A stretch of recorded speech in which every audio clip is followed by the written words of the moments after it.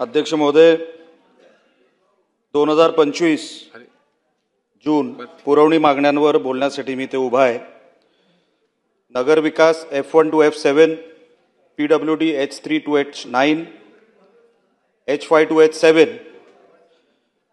या विषयांवर बोलण्यासाठी मी ते आज उभा आहे. थेट पुरवणी मागण्यांवरच येतो. अध्यक्ष महोदय, 4289 कोटी रुपये हे 15 फायनान्स कमिशनने अर्बन लोकल बॉडीजवर खर्च करायला सांगितलेले आहेत. आता हे 4289 कोटी रुपये जे फायनान्स कमिशननी लोकल बॉडीला खर्च करायला सांगितलेत, जर आपण ते बुकलेट जे आम्हाला दिलं जातं त्या बुकलेटवर कुठलंही ॲनेक्शर त्या नंबरला जोडलेलं नाही, आणि जर ॲनेक्शर त्या सब टायटलला जोडलेलं नाही तर हे 4289 कोटी रुपये हे कुठल्या हेडखाली खर्च होत आहेत? कारण का महाराष्ट्रामध्ये नगरपंचायती 147 आहेत, नगर परिषदा 247 आहेत, महानगरपालिका 29 आहेत. अर्बन लोकल बॉडीज म्हणजे काय? कुठे खर्च होणार आहे ते? आणि म्हणून माझी विनंती आहे अध्यक्ष महोदय, ह्यावर आम्हाला ती माहिती मिळावी. कारण का 4000 जर आपण 289 कोटी रुपये जर मोजले आणि एवढ्या सगळ्या नगरपालिका, एवढ्या सगळ्या नगरपंचायती, एवढ्या सगळ्या नगर परिषदा हे जर आपण तळागाळापर्यंत जर हे पैसे पोहोचवायला गेलो तर किती मिळणार आहेत आपल्याला? म्हणून अध्यक्ष महोदय, हा प्रश्न माझा सभागृहासमोर आहे. माझा नगर उत्थान हा विषय, कारण का मी ग्रामीण भागातला आमदार असल्यामुळे आम्हाला नगर उत्थान हा निधी साहेब हा मोठ्या प्रमाणात हवा असतो.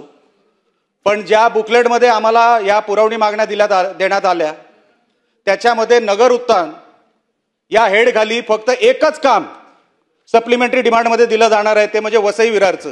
ते पण सुप्रीम कोर्टच्या सांगण्यावरून. म्हणजे इतर नगरपंचायतींना, नगर परिषदेना निधीची गरज नाही आहे का? आम्ही नगर उत्थानचा निधी मिळाला नाही तर हे सगळ्या छोट्या छोट्या नगरपंचायती, छोट्या छोट्या नगर परिषदा हे कुठे जाणार आहेत? कोणाकडे मागणार आहेत?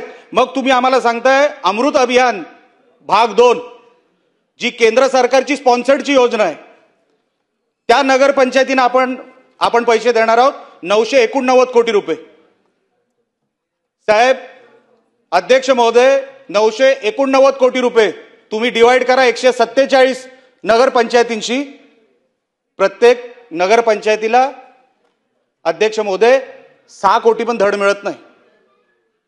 मग ही केंद्र सरकारची योजना, केंद्र सरकार आणि त्याच्यामध्ये स्टेट गव्हर्नमेंट भागीदार, आणि तुम्ही ही एकच नगरपंचायतीना, कारण का माझ्या मतदारसंघामध्ये एक नगरपंचायत येते आणि एक नगर परिषद येते. या महाराष्ट्रामध्ये 247 नगर परिषदा आहेत, 147 नगरपंचायती आहेत.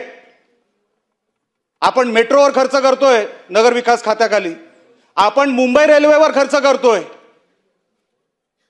अध्यक्ष महोदय, मग ग्रामीण भागामध्ये आम्हाला पैशाची गरज नाहीये का नगर विकास खात्याची? अहो, नगण्य काहीतरी पैसे आम्हाला मिळतात आमच्या तिकडच्या नगरपंचायतींना, आम्ही कोणाकडे जाऊन मागायचं? फुल टाइम आमच्याकडे, ज्याचा उल्लेख पुरवणी मागण्यांमध्ये आहे, फुल टाइम आमच्याकडे नगर रचनाकार मागच्या 10 वर्षापासून नाहीये.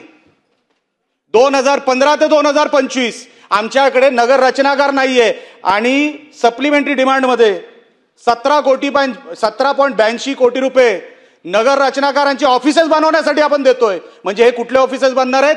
हे महानगरांचे. मग आमच्या तिकडच्या माणसांनी काय कोणाचं घोडं मारलंय?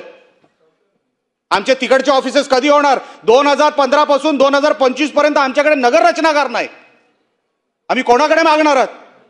अध्यक्ष महोदय, आपण जसं मी तुम्हाला सांगितलं, मुंबई मेट्रोसाठी आपण सबऑर्डिनेट डेटचे पैसे देतोय, सबऑर्डिनेट कर्ज देतोय, पण ग्रामीण भागाच्या नगरपंचायतींसाठी आणि नगर परिषदांसाठी अध्यक्ष महोदय आपण त्यांच्यावरती कधी लक्ष देणार आहोत, हा माझा सभागृहासमोर प्रश्न आहे. म्युनिसिपल काउन्सिल, नगर परिषदा 301 कोटी रुपयाची तरतूद केली सप्लिमेंटरी डिमांडमध्ये. 301 कोटी रुपये तुम्ही डिवाइड करा 247 शी, 1.2 ही नगर परिषदेची परिस्थिती आहे. आणि आपण शहरं बनवायला चाललेलो आहे. आपण काय बनवणार आहेत 1.2 कोटीमध्ये त्या शहरांमध्ये? माझं मालवण शहर हे नगर परिषद आहे, पर्यटकांचा फुटफॉल सर्वात जास्त तिकडे आहे. आता जागतिक शहर झालंय, जगातले पर्यटक आता मालवणमध्ये यायला लागलेले आहेत. त्या 1.2 कोटीमध्ये साहेब आम्ही करणार काय आहोत ह्याचं कधीतरी उत्तर आम्हाला मिळू द्या. 1500 कोटी रुपये बेसिक अम्युनिटीज मोठ्या महानगरपालिकांना आपण देतोय वैशिष्ट्यपूर्ण कामांसाठी. मग आमच्या नगरपालिकेने आणि नगरपंचायतीने काय वाकडं गेलं? फक्त वैशिष्ट्यपूर्ण कामं हे मोठ्या शहरांमध्येच होणार, लहान शहरांमध्ये होणार नाही. ह्याचा उल्लेख कुठे आहे? कुठल्याही अनेक शहरामध्ये याचा उल्लेख नाहीये. आणि आम्ही गव्हर्नमेंट रेकॉर्ड प्रमाणे आम्ही तुम्हाला सांगतो साहेब, या सगळ्या नगरपंचायती आणि या सगळ्या नगर परिषदा ह्यांना पैसे कसे देणार या नगर विकास खात्याच्या माध्यमातून. आणि मला विश्वास आहे शिंदे साहेब या खात्याचे मंत्री आहेत, ते 100% ग्रामीण भागातल्या या लहान लहान शहरांना न्याय देतील हा माझा विश्वास आहे.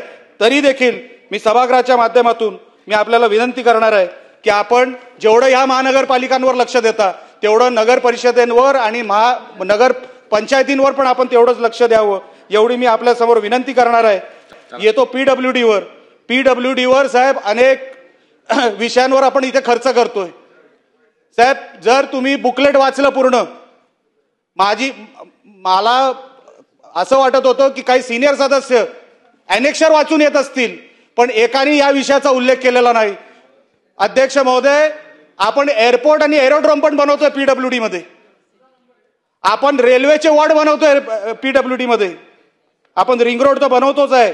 आपण अनेक हेड उघडून ठेवलेत, हजार रुपयाचे टोकन सप्लिमेंटरी देऊन आपण जवळपास 8-10 हेड उघडलेले आहेत.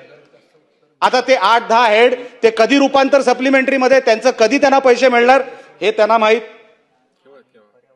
आता ओव्हरटाईम अलाउन्स, पब्लिसिटी या सगळ्या गोष्टींवर पीडब्ल्यूडी खातं हे खर्च करतंय. माझी विनंती आहे मंत्री महोदय, अध्यक्ष महोदय, की कोकण, आणि मी नेहमी सांगत आलेलो, मी 2 मिनिटात माझं संपवतोय अध्यक्ष महोदय. कोकणामध्ये जो काय पाऊस पडतो आणि त्याच्यामध्ये तुम्ही जो एमडीआर आणि ओडीआरचे रस्ते बनवताय, एमडीआर ओडीआरचे रस्ते आपण बनवताय, ब्रिजेस आपण बनवताय, 1500 कोटीची तरतूद आपण केलेली आहे. अध्यक्ष महोदय, पावसामुळे झालेलं नुकसान, रिपेअर अँड मेंटेनन्स, जर आपण कोकणाला जर तुम्ही बघितलं, कोकणाला फक्त रिपेअर अँड मेंटेनन्सला वर्षाचे 100 करोड रुपये लागतात. तर आपण या महाराष्ट्रभरासाठी हे 1500 करोड रुपये रिपेअर अँड मेंटेनन्सला, नाबार्डला आपण 500 करोड रुपये देतोय. नाबार्डचे एक ब्रिज, नाबार्डचा एक रस्ताच आमच्याकडे 30 कोटीचा असतो. ते आम्हाला काय मिळणार आहे कोकणाला, ही मला तुमच्या समोर प्रश्न विचारायचा आहे. साहेब, कोकणामध्ये शेवटचा मुद्दा अध्यक्ष महोदय, कोकणामध्ये एन्व्हायरमेंटल क्लिअरन्स, एन्व्हायरमेंटल रस्ते बनवत असताना आमचा सागरी महामार्ग चाललाय, मालवण चाललाय, देवगडला चाललाय, देवगडवरून रत्नागिरीला चाललाय, इकडे सुरूचं वन आहे, मी इकडे उभा आहे, इथपर्यंत पीडब्ल्यूडीचा रस्ता झालेला आहे, मधला पॅच 150 मीटरचा आहे, मला तिकडचा रस्ता दिसतोय.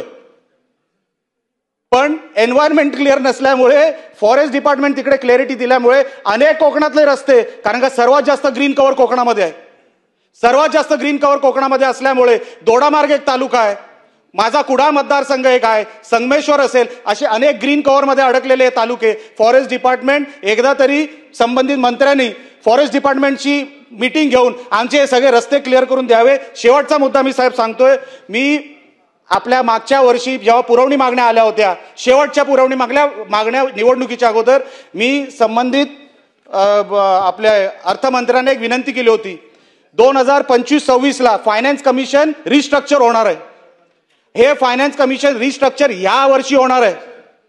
जो आपला महाराष्ट्राचा वाटा आहे, आपल्याला महाराष्ट्राला 8.2% मिळतात, यूपी 15%च्या वर, बिहार 11%च्या वर.